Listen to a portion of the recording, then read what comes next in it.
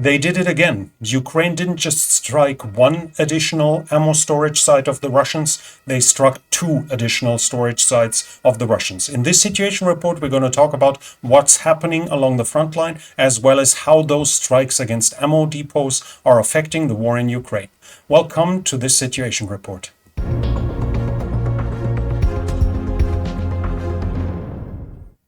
Ukraine has hit two more ammunition depots. The depots were in Tikhoretsk and in Toropets. Again, it was falling debris according to the Russians that did the damage. This is now some kind of running gag, as the Russians are always claiming they shot down every drone, but falling debris did some damage and led to some explosions on the ground. We are now at the point where there's the gag on the Ukrainian side that they're going to christen their next long-range drone falling debris, so the Russians have some justification for that claim. Ukraine is saying in Tikhoretsk there were an additional 2,000 tons in addition to what is usually stored there, as a train was just unloading with ammunition from North Korea. So according to that claim, they didn't just destroy the ammo depot itself, but an additional 2,000 tons that was about to be unloaded there. They also destroyed an additional depot at Toropets. And here we have the last one that was hit. We talked about it in the last situation report. And right south of it, there's a second one here. This time, this one was hit. We have the clear, visible evidence on films. That is usually meant to see fires, and now you see the southern part lit up, and even the northern part still shows sign of fire. So the damage is massive once again. In total, in all three depots, the claim is that it was up to 40,000 tons of ammunition. This would be equal to 800,000 152 millimeter shells for the artillery. 800,000. In total, it is 12% of their whole storage capacity. That's at least the data I have found. So we see a significant impact on the storage, and is something that is going to trickle down to the front line fairly soon. Of course, the Russians can reroute something. They can bring something from other depots, but those depots exist for a reason. They exist to supply the front line, and as soon as the frontline depots are emptying, they'll have trouble to resupply them. So this should be somewhat visible on the front line in the north over the coming weeks. Then the data shows that in total there are 6 additional depots in 750 kilometers range. So let's wait for the next few nights, coming nights, how many of those are going to blow up as well. But let's switch over to the front line in Ukraine, or in Russia in this regard. We start off in Kursk. Here we have some fresh geolocations. We have the Ukrainians to the east of Veseloe. This is still south of Glushkovo, but it shows us that the Ukrainians get closer to it. So they are getting in this direction here. I think the map should already justify the gray zone where the Ukrainians have advanced. In the past visual evidence, we have them over here. So we see them advancing towards the east, northeast in this regard, as they try to advance towards Glushkovo. The Ukrainians are also at Medveshe. This is being confirmed by Riba, the pro-Russian mill bloggers. Here we say the enemy attacked in the Medveshe area, occupying a small stronghold according to their own statements, which is partially confirmed by objective control footage. Medveshe is to the southeast. This is here. So we see that the Ukrainians increased their control in the Glushkovo area over the past few days. The Ukrainians have also been seen north of Pogrebki. Here, this is here's Pogrebki. Just to the south of it is Sucha. We can see this on the map here, Pogrebki, and we see them having advanced towards the north in this direction. Whether it's solidified control or not, I cannot confirm yet, but while we see the Ukrainians advancing a little, I do not have fresh evidence of Russian advances. Now, the Russians have pushed the Ukrainians away here, and we see that the deep state map is adjusting for that. The Ukrainians have lost roughly, let's say roughly this area here over the past few days, but since the last situation report, I do not see additional Russian advances. Let's switch over to the Kharkiv area, where we have, for once, some changes. First of all, the Ukrainians are saying the Russians have started to mine dams in Belgorod. According to them, the Russians are preparing to blow them up in case the Ukrainians cross the border there as well. This would show some preparation by the Russians that they believe the Ukrainians are actually capable of crossing over there. Obviously, there's the typical talk about false flag attacks that are going to come, that maybe the Russians are going to blow something up and going to frame the Ukrainians for that. But this is like the back noise we hear for the whole war, that both sides accuse each other of false flag attacks the whole time, and usually at least, or usually lucky at least, they don't happen, most of the time at least. But in Kharkiv we have a Russian advance here at Liboke. The Russians have entered this area here, which is a dacha area. We have the geolocation. One is roughly here and one is here. So they are in the northwesternmost part in this area. And as you can see, it's still being considered to be under Ukrainian control on this map. So the map will have to be adjusted. The Russians managed to push the Ukrainians somewhat southwest of Liboke. In Vovchansk, we have the Ukrainians being confirmed in the area west of the factory, where supposedly some Russians might still be cut off. Here we have them down here, but we see that the deep state map is giving it, putting it into the gray zone. So we just have a fresh confirmation of Ukrainian activity here. As of now, I cannot confirm that the Ukrainians have retaken full control of this area. The situation about the Russians here in the factory is unknown as well. Supposedly they are still in there, but there are some claims that the Ukrainians managed to wipe them out. I cannot confirm this as of now. We also have the Russians north of Tychy, and here the Russians have advanced somewhat to the south. The geolocation shows here Tychy, and you see where the road starts. They have reached this point, so basically they have advanced up to here. The attack itself was a mechanized attack with BMP-2s, and they were fired upon. I cannot confirm that the Russians managed to take a foothold here, but at least the attack was partially successful to a certain degree. As said, a change in the control I cannot confirm at this point. We'll switch over to the Eastern Front. There we have the Russians advancing close to Kislivka. Here we have in the area of Kislivka here. And the Russians have advanced into this here, if I'm not completely wrong. Yeah, this is the area. We have the geolocation down here. Again, not a massive change, but we have the Russians roughly at this point here. So they have advanced a few hundred meters to the west at this point. Further south, they have advanced north of Piszczane over the last few days. Roughly this area here has fallen into Russian hands. That was it from the Piszczane area that I can see, and the Russians have probably solidified their hold over Makivka. We have geolocations on both sides of the river of the Sherebets.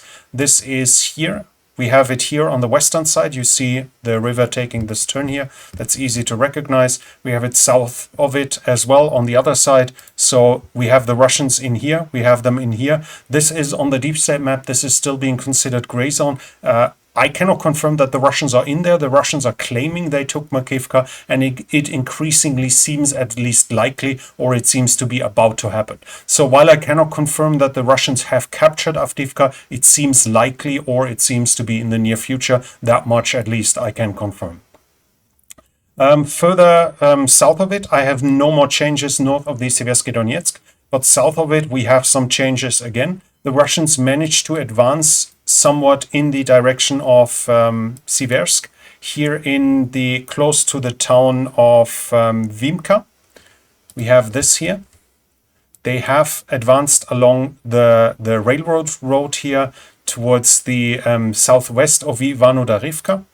Ivano-Darivka is here, and we see that the Russians have walked up those roads to a certain degree. Let's recheck it real quick. It's basically where it turns to the left. So the Russians should have advanced roughly to this area here, a little bit to the northwest of where the deep state map so far was setting the Russians as the furthest advance of the Russians in this region. Then we have the Ukrainians close to Vasyukivka here. The Ukrainians have had some success. This is to the west of Saku-Ivanseti. This is here.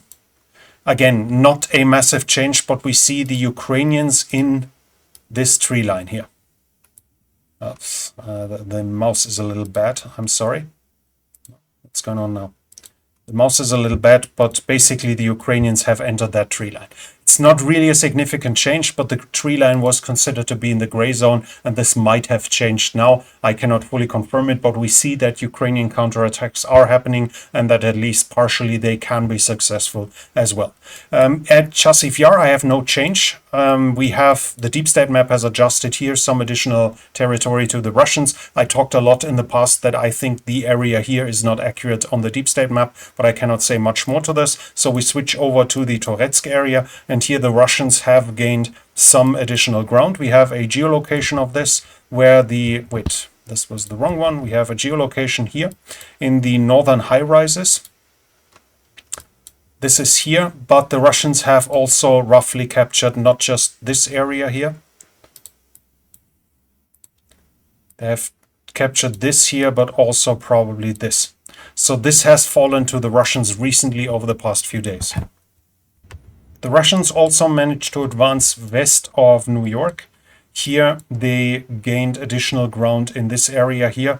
Not a big change, but a change nonetheless. The Russians managed to push the Ukrainians back again in New York over the past few days.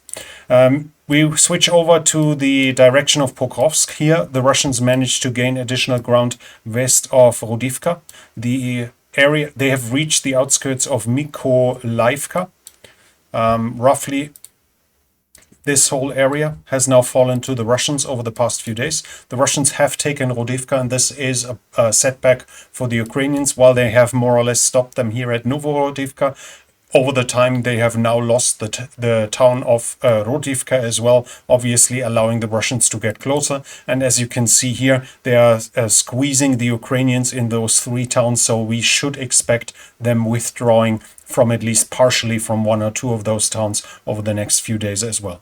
To the west, we have a Ukrainian counterattack being partially successful, at least advancing to a certain degree south of Novorodivka. This is, at this point here, we have them geolocated at the second tree line south of the cemetery and west of Marinivka. This was up to this point here. Again, not a serious change, but we see Ukrainian counterattacks here as well, pushing into the Russians still. Further south, we have the Russians at Mikhailivka. Here we have the Russians at fresh geolocations. Again, I'm not really able to say that they gained additional ground. We had them previously in here, we had them here and here, but we had the Ukrainians here as well. So the deep state map is probably fairly accurate that they are saying this is contested area, but we see that the Ukrainians are attacking Russians in both this area as well as in this area. Whether they are fully under control of the Russians, I cannot confirm as of now. South of it, we have the Russians taking the east of Halitsinivka. Here they have advanced as well. They have advanced west of Ukrainsk. This whole region has fallen to the Russians, roughly this here, over the past few days. Ukrainsk is still being considered somewhat contested according to the deep state map. I do not think this is I think this is no longer really true. And here east of Halitsinivka, this was what I meant. The Russians have taken some ground here, probably Ukrainian withdrawals. As you can see, this is a pocket here, and obviously we have the Ukrainians withdrawing from the east of the pocket. Not much of a surprise in this regard that the Russians managed to advance in this region.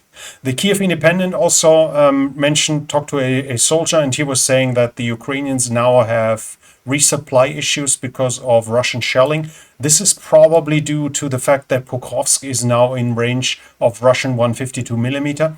Pokrovsk was the logistics hub for the whole area. Only its railroad network, its railway installations were capable of supplying the whole area. And while there are obviously some railway stations along the west here, none of them have the big capacity. The next real railroad hub is at Pavlograd, over 100 kilometers away from the front line.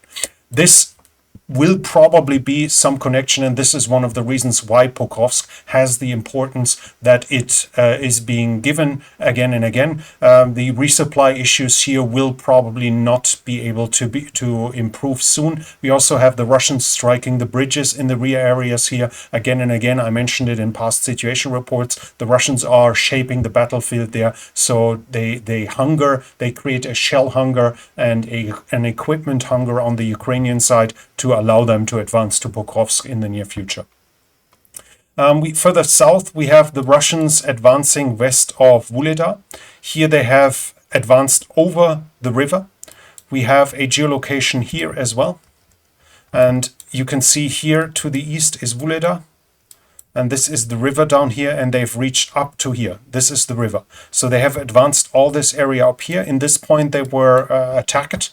So whether they have taken control of all of this is unclear as of yet, but they should have pushed the Ukrainians to a certain degree away here. And there we see the Russians trying their turning maneuver, advancing along the east and north of Vuhledar, now at the west as well. If they manage to take positions here, if they manage to advance a little further, then the Ukrainians will have little choice but to give up Vuhledar, despite its strong position along the front line, despite its well-built fortifications, despite its effectiveness in the defense here. It's simply going to be threatened with encirclement, so the soldiers there will have no choice. Again, the Russians are employing their tactics here, and it seems they are going to be successful at this point here as well. West of it, the Russians have taken the dachas at Marfilopil. Marfopil. This area here, this is also being confirmed now. Another advance in a region where we haven't had too much change over the past few weeks or even months, but that was it when it comes to territorial changes over the past 3 days. So in Kursk, the Ukrainians were recently advancing. I do not see additional Russian gains, but that doesn't mean the Russians will not keep up and will not start attacking again. According to claims, the Russian government has now given them the order to retake Kursk Oblast until mid-October, so we should expect intensified Russian attacks over the coming weeks. Kharkiv, for both sides, still a site a back area, an area where neither side puts a focus on. We just have a recent Russian advance, but that was it. Here on the east, the Russians try to solidify their positions. Occasionally they gain some ground, and some of it is problematic as they get closer towards Kupiansk and towards the Oskil, but the main focus remains on the area at Pokrovsk, and especially the south of it. Here the Russians obviously try to reach Kurakhove and force the Ukrainians to give up the town of Vuhledar. I have more about this on troop generation and political things, etc., but I'll put this in tomorrow's situation report. So if you don't want to miss it, I would like to invite you to subscribe to the channel and hit the bell icon. If you like the situation report, please give it a thumbs up. It really helps with the algorithm. And if you have anything to add, then feel free to comment in the comment section. This channel is only possible because of the support of viewers like you. If you like to support the channel, then you can do so by the means in the description. But that's it from me for now. Thank you for watching, and I'll be back.